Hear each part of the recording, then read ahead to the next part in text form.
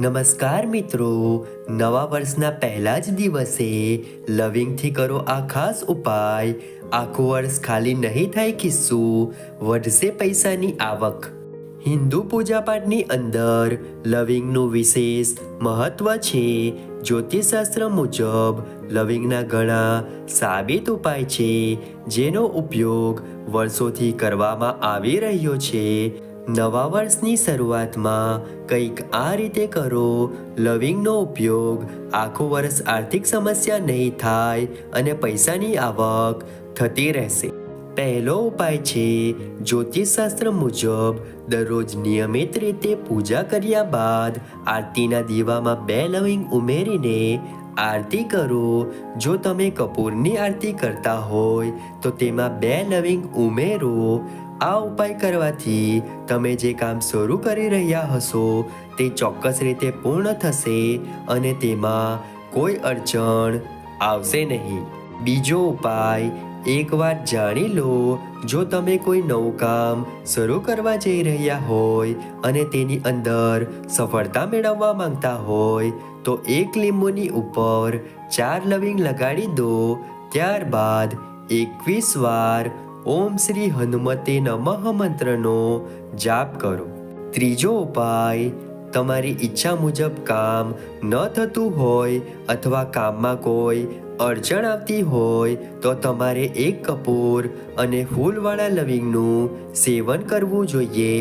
તેના સેવનથી કામમાં આવતી અડચણથી રાહત મળશે. એક વાતનું ધ્યાન રાખો કે આ કપૂર ખાવાવાળું કપૂર હોય, તેને એકસાથે નહીં પણ 2-3 દિવસની અંદર થોડું ખાવાનું છે. ચોથો ઉપાય, કોઈ પણ કામને જલ્દી પૂર્ણ કરવા માટે ભગવાન ગણેશની જમણી બાજુએ વળેલી સૂંઢની પૂજા કરો. ભગવાન ગણેશને લવિંગ અને સોપારી અર્પણ કરો. આવું કરવાના કારણે લોકોના કામ જલ્દી થવા લાગે છે. ગણેશ ચતુર્થીના દિવસે આ કામ કરવાથી તમને જલ્દી ફળ પ્રાપ્ત થશે.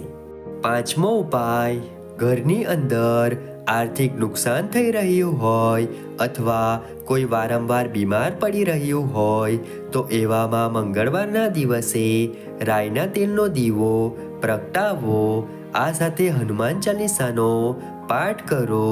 દીવાની અંદર લવિંગ ઉમેરીને આરતી કરો.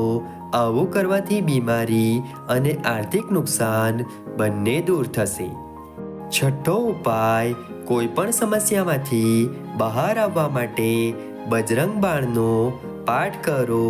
ભગવાન હનુમાનની સામે 5 લવિંગ રાખો અને દેશી કપૂરને સળગાવો અને ઘરની બહાર જતા પહેલા તિલક લગાવો. તેનાથી તમારા શત્રુઓનો નાશ થશે અને તમારો આત્મવિશ્વાસ વધશે. મિત્રો, વિડીયો ગમ્યો હોય તો વિડીયોને લાઈક કરીને ચેનલને સબસ્ક્રાઈબ અથવા ફોલો કરવાનું ભૂલતા નહીં. ચાલો મળીશું નવા વિડીયો સાથે.